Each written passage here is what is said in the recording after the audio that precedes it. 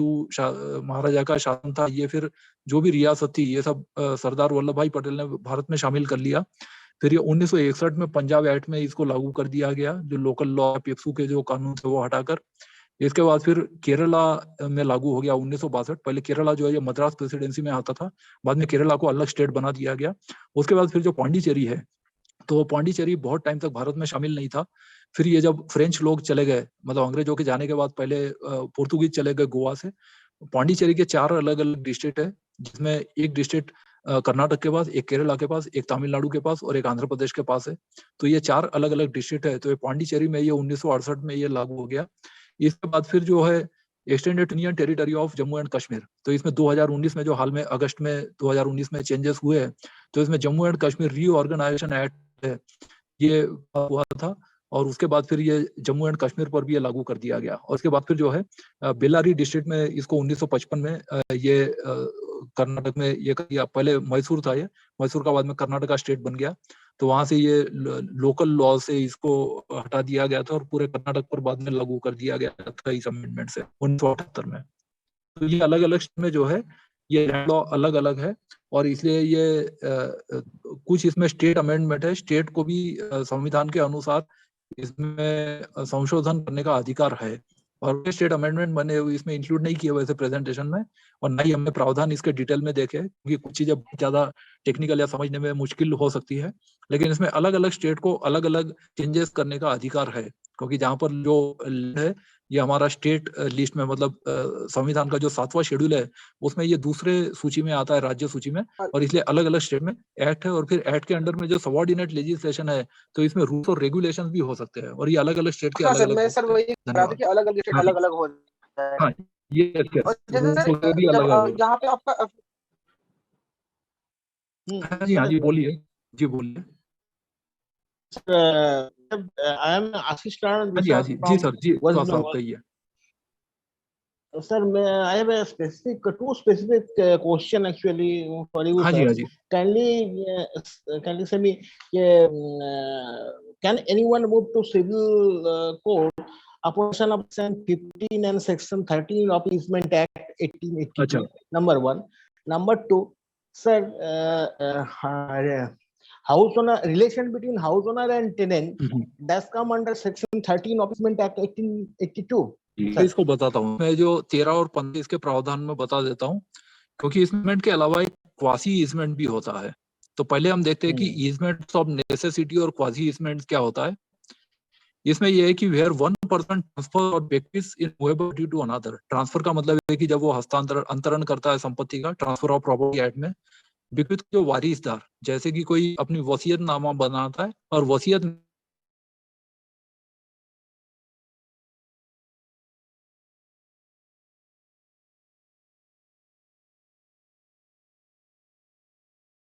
की, उसको टेस्टेटर कहा जाता है। टेस्टामेंट मतलब वसीयतनामा है ना, विल।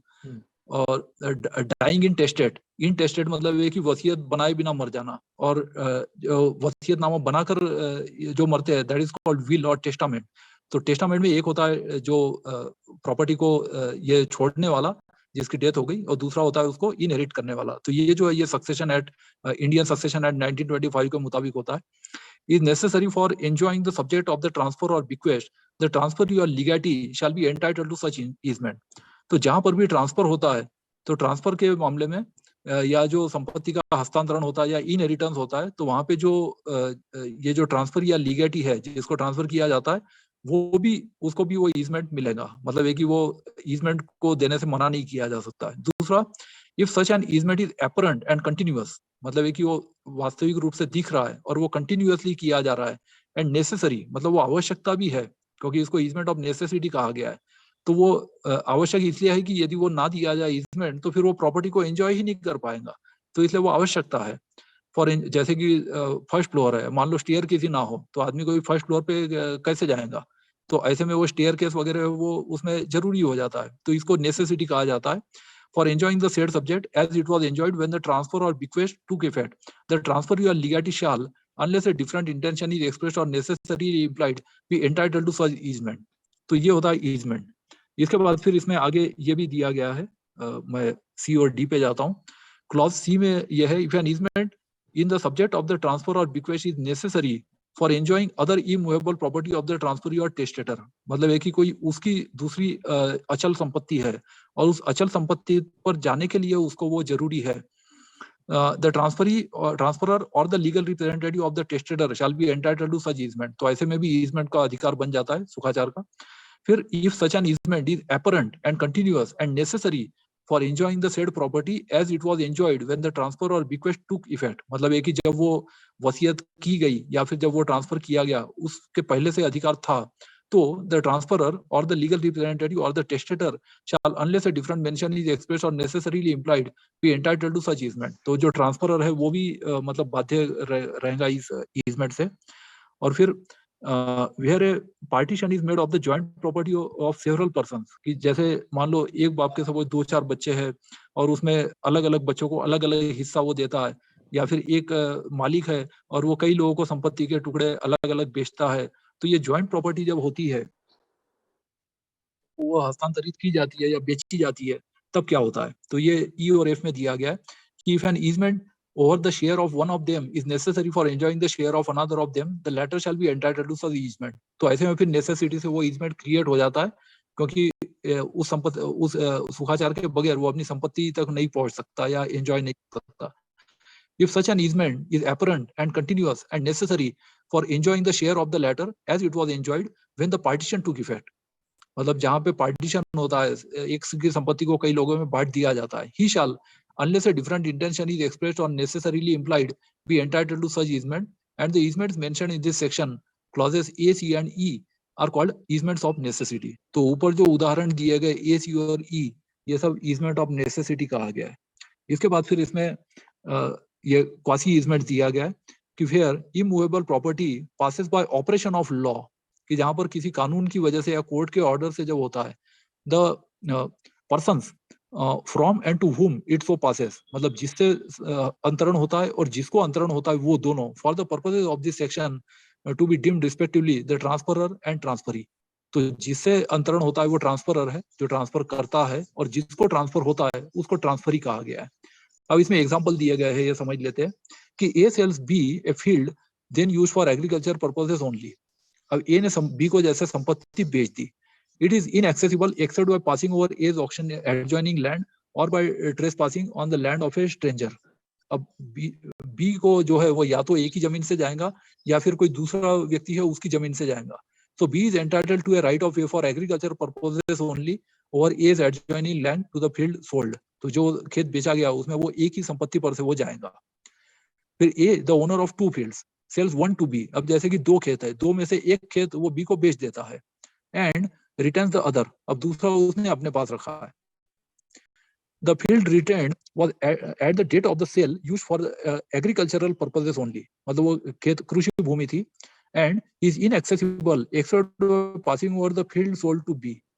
अब ये उसने बेच दिया, लेकिन अब क्या हो गया है कि A जो है वो B पर डिपेंडेंट हो गया, क्योंकि वो उसके बिना वो आ नहीं सकता. तो जो मालिक है, जो कि पहले वो मालिक था, तो उसका फिर सुखाचार का अधिनियम बन जाएगा. मतलब उसने बेच दिया वो बात सही है, लेकिन वो जो जिसको बेचा है उस संपत्ति का इस्तेमाल वो कर सकता है. So he is entitled to a right way for agricultural purposes only over B field to the field retained. तो इससे जो बेचने वाला है उसका भी बाद में सुखाचार का अधिकार बन जाता है, यद्यपि उसने वो संपत्ति बेच दी है. फिर जो इसमें सी और एग्जांपल दिया गया है कि A sells B a house with windows overlooking his land. अब ये कि वो खिड़की है, लेकिन वो खिड़की दूसरे की जमीन पर खुलती है ना. Which retains the light which passes over A's land to the windows is necessary for enjoying the house as it was enjoyed when the sale took effect. B is entitled to the light and he cannot afterwards obstruct it by building on his land. अब वो ऐसा कोई construction नहीं कर सकता है कि दूसरे पर जो है वो प्रकाश में कोई बाधा पहुंचे.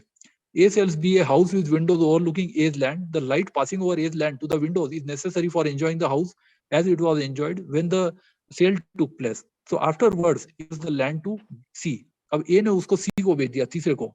Here C cannot obstruct the light by building on the land for he takes is subject to the burdens to which it was subject in A's hands. मतलब ये कि वो नया ओनर आ गया लेकिन वो ईजमेंट है वो भी ट्रांसफर हो गया, तो ऐसे में वो ये नहीं बोल सकता कि मैंने खरीद लिया तो पहले जो चलता था वो तो चल रहा था लेकिन अब मैं नहीं चलाऊंगा, ऐसा नहीं। तो उसको भी वो राइट रिकॉग्नाइज करना पड़ेगा और वो दूसरे का जो ईजमेंट है उसको मानने से इनकार वो नहीं कर सकता। ये इलस्ट्रेशन है इसमें दिया गया है। फिर और दो इलस्ट्रेशन है इसमें। ये is the owner of a house and adjoining land, the house has windows overlooking the land, ये simultaneously sells the house to B and the land to C, मतलब उसने घर तो बेच दिया बी को और जमीन बेच दिया जो सी को। The light passing over the land is necessary for enjoying the house as it was enjoyed when the sale to effect, here A impliedly grants B a right to the light, तो A को प्रकाश का अधिकार भी मिल जाएगा, वो सुखाचार है उसका। And C takes the land subject to the restriction that he may not build so as to obstruct such light. अब इस पर रिस्ट्रिक्शन लागू हो जाएंगी सी पे कि वो ऐसा कोई कंस्ट्रक्शन नहीं कर सकता है कि जिससे बी के अधिकार में बाधा पहुंचे, इसलिए ये इसका ओनर था। ये तो फिर जो छठा इलस्ट्रेशन इसमें जो दिया गया है, ये is the owner of a house and adjoining land, the house has windows overlooking the land, A retaining the house sells the land to B without expressly reserving any easement, the light passing over the land is necessary for enjoying the house as it was enjoyed when the sale took effect, so he is entitled to the right light and B cannot build on the land so as to obstruct such light. So ये construction से इसको रोका जाएगा ताकि दूसरे के जो प्रकाश के अधिकार में बाधा ना पहुंचे। फिर इसमें और एग्जांपल दिए, A the owner of house sells B a factory built on adjoining land, B is entitled as against A to pollute the air when necessary smoke and vapours from the factory. तो ऐसे में जो उसने factory को दे दिया तो factory जो ये कुछ आ रहा है इसमें, किसी एक मिनट मैं इनको म्यूट कर देता हूँ। Okay yes sorry.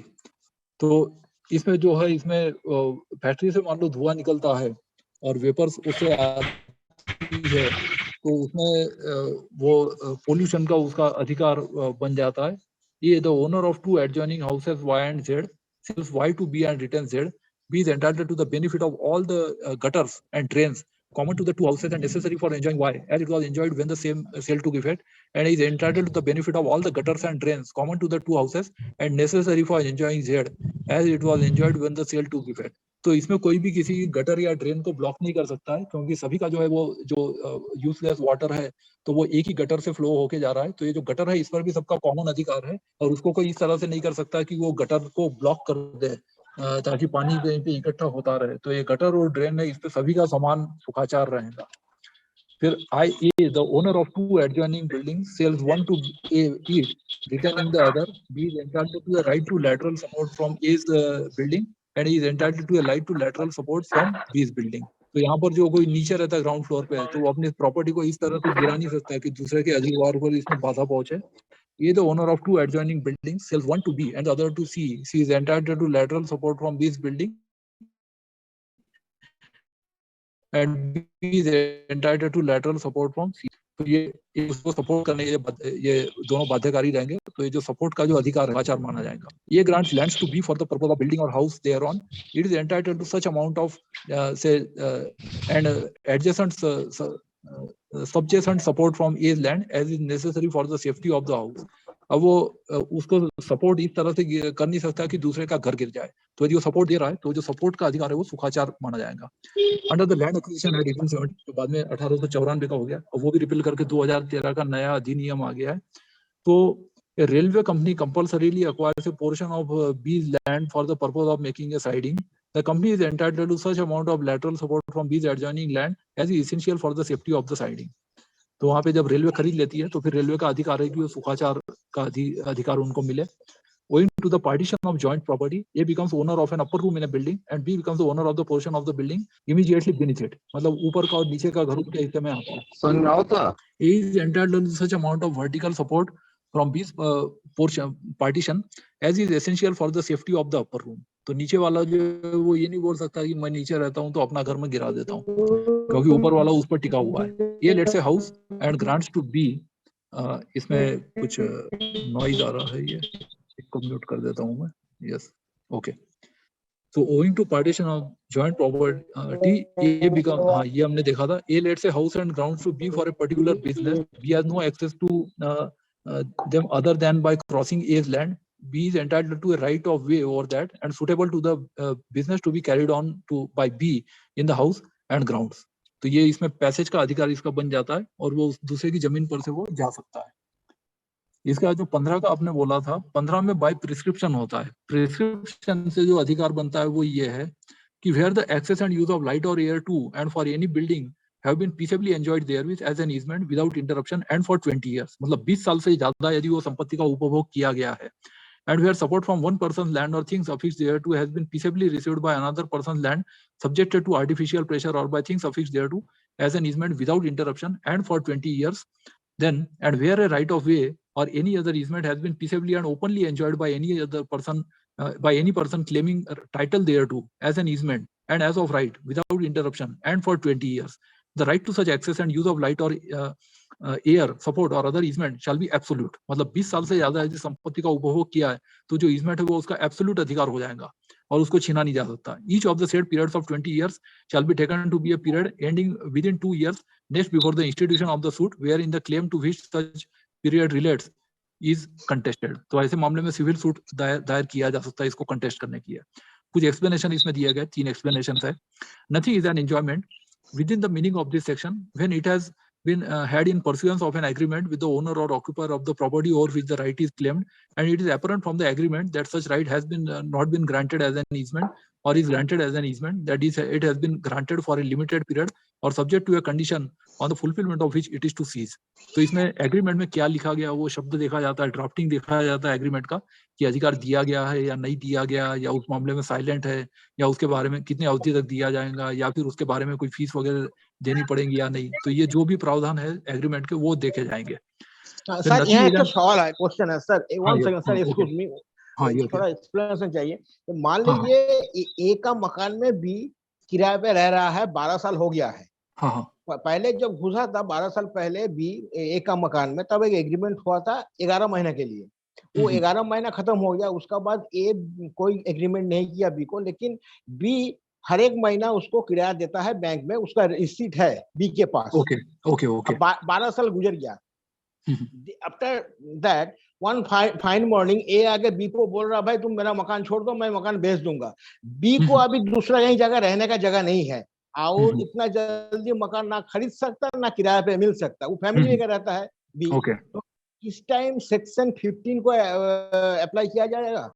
नहीं, ये सेक्शन 15 तो क्या, इसमें पूरा के पूरा जो कानून है यही लागू नहीं होता। ये सुखाचार है ही नहीं। आप जो पूछ रही है ट्रांसफर ऑफ प्रॉपर्टी से संबंधित है, यहाँ मकान मालिक और किराएदार की बात है, तो यहाँ पर जो ट्रांसफर ऑफ प्रॉपर्टी के जो प्रोविजन है वो लागू होंगे, क्योंकि फिर उसमें ये होता है कि टाइटल को लेकर डिस्प्यूट है या ओनरशिप किसकी है, तो ये ट्रांसफर ऑफ प्रॉपर्टी एक्ट 1882 में आएगा और ये सुखाचार नहीं है। सुखाचार में केवल राइट ऑफ पैसेज या फिर हवा पानी का या प्रकाश का जो अधिकार है, तो केवल ये चीजें इसमें आती है। ये ट्रांसफर ऑफ प्रॉपर्टी से संबंधित जो आपका जो प्रश्न है, ये ट्रांसफर ऑफ प्रॉपर्टी से संबंधित है, सुखाचार में नहीं आएगा, ये 15 में नहीं आएगा ये मामला। अच्छा सर, और एक तो बात है, इसका साथ आरटीआई का कनेक्शन कैसे कर सकते हैं हम लोग?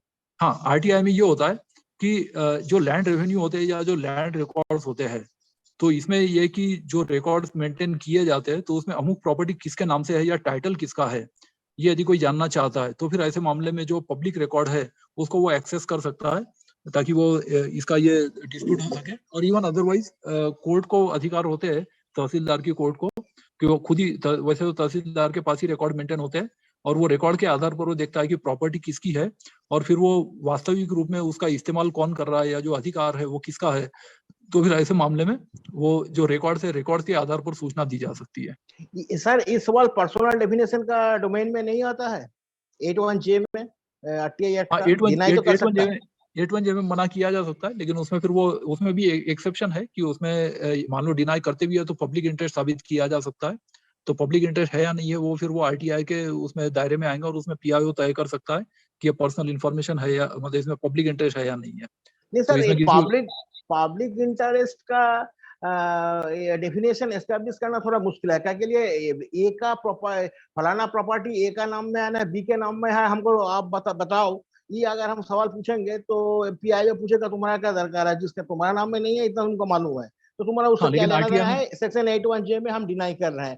तो लेकिन समस्या इस बात को होता है, सेक्शन 81J का प्रोवाइसो जो है, इसका बारे में ना कोई पीआईओ को पता है, ना बहुत कम कमिश्नर का भी पता है, वो लोग अप्लाई नहीं करता है। सवाल प्रॉब्लम यहाँ अराइज होता है। लेकिन ऐसा है कि पहली बात तो इसमें पब्लिक इंटरेस्ट की जरूरत ही नहीं है, इसमें सीधा सुखाचार में अधिकार बनता है।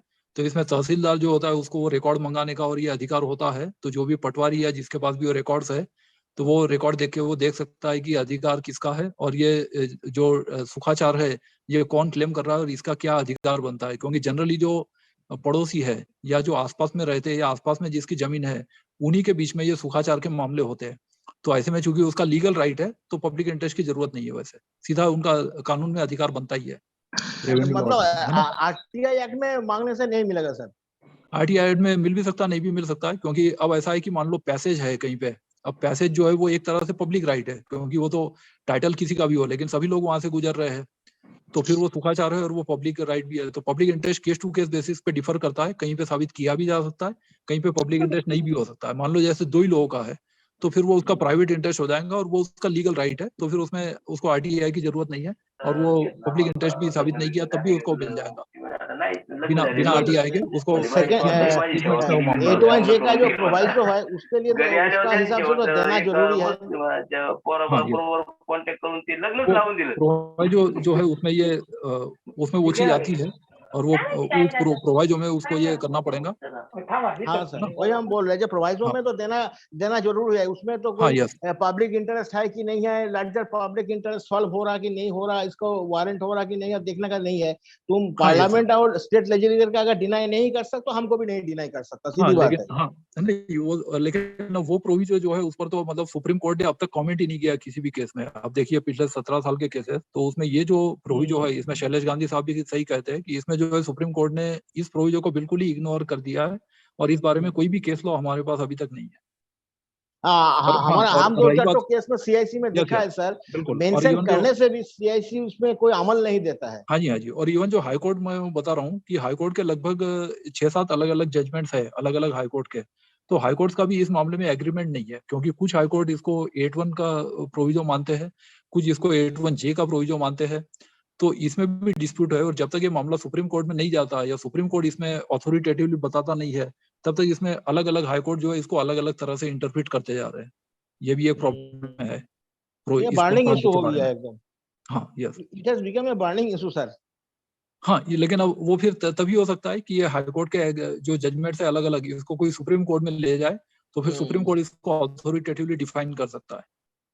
तभी हो सकता है समस्या का समाधान। हाँ, क्योंकि ऐसा है संविधान का भी जो अंतिम जो यह निर्णय है वो सुप्रीम कोर्ट ही है और कानून भी जो है अलग-अलग है, उसमें भी मान लो अलग-अलग इंटरप्रिटेशन हो रहे हैं, तो इसमें सुप्रीम कोर्ट को ही निर्णय करने का अधिकार है। तो इसलिए सुप्रीम कोर्ट में यदि 8(1)(j) के प्रोविजो के बारे में मामला जाता है, तो फिर सुप्रीम कोर्ट इसमें डिसाइड कर सकता है। अभी तक तो ये भी देखा गया है कि कॉन्ट्राडिक्टरी जजमेंट्स है। यस। हाँ, वो हमने देखा है, सीआईसी का फाइनल हियरिंग में देखा है ऐसा एक्सपीरियंस हुआ है। बिल्कुल सही कह रहे हैं आप। Yes. Okay, thank you sir, thank you very much sir. हाँ जी, नमस्कार। और किसी का कोई प्रश्न? सर एक प्रश्न मेरा था सर। हाँ जी।